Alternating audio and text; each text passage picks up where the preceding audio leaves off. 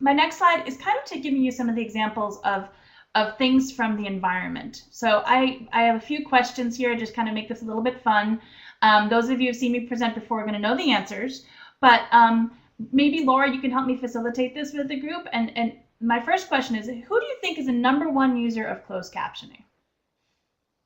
So where do you see closed captioning in our like daily lives? It's definitely. Does anyone here you know use closed?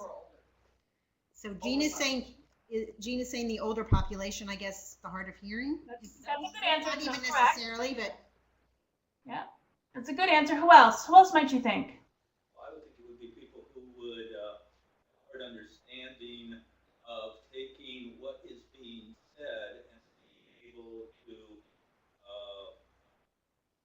analyze what's being said. But it's easier when they see it word by word by word. So and it's easier to process. So we have someone sort of a visual or text learner, someone who needs to read maybe audio. Yeah, with a one-on-one, even that's another great, yeah. Image, just the fact that the information is coming to them in announced terms isn't in a way that is easy for them to understand.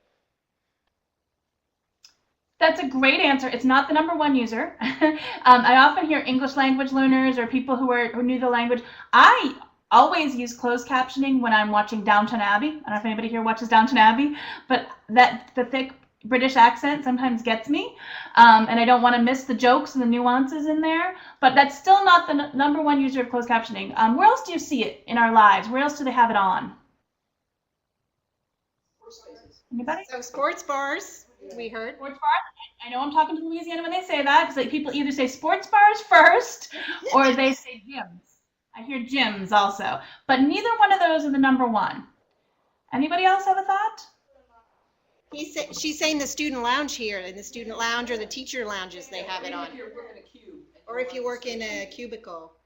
Yeah, you see that in student lounges or cubes, or you might see it also in a doctor's office sometimes these days, but none of those. Dentist office has it, yeah. None of those are the #1. I'll take you out of your suspense. But the answer, and I think you'll make the connection I'm trying to make here, which is this is something that's designed for people with disabilities who can't hear what's going on. But the #1 user of closed captioning in our surveys are couples in bed, when one wants to sleep and the other one wants to watch a little TV in the middle of the night, right? So that is not what you would expect, right? Close to all the other answers, it's used, but it's universally used in our society today. But what we're really trying to capture is the fact that everybody uses it. It's not just for the people who it was intended for. We'll move on to my next one, which is the fine grates. And this is a tricky question, but it's the grates in the road, the fine ones that aren't, remember, I think Louisiana is probably a lot like Boston, where they have the big square ones, but these are the ones that have been made finer and in terms of the grading. Why are those created? You can think about disability, and you can also think about general population. What's the purpose of those? Yeah, Mary's Go ahead. Saying less stuff to fall down, like if you drop your keys or something.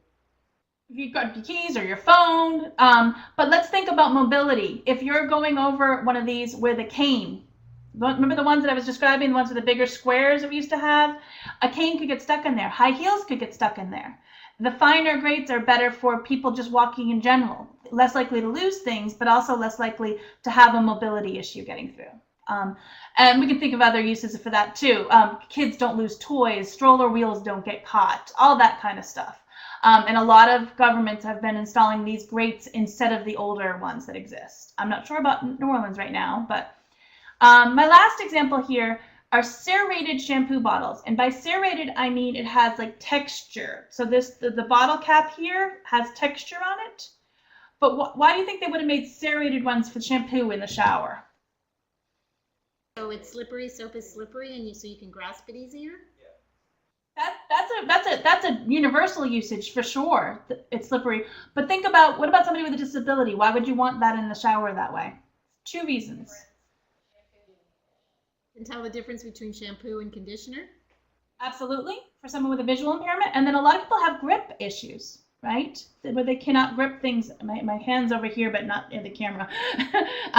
Where they can't grip something as easily, whether it's arthritis or something else. So it's very commonplace now to have the textures on caps. As much as even my water bottle here, obviously, has the texture so you can open it. But also, it was created initially for people with disabilities.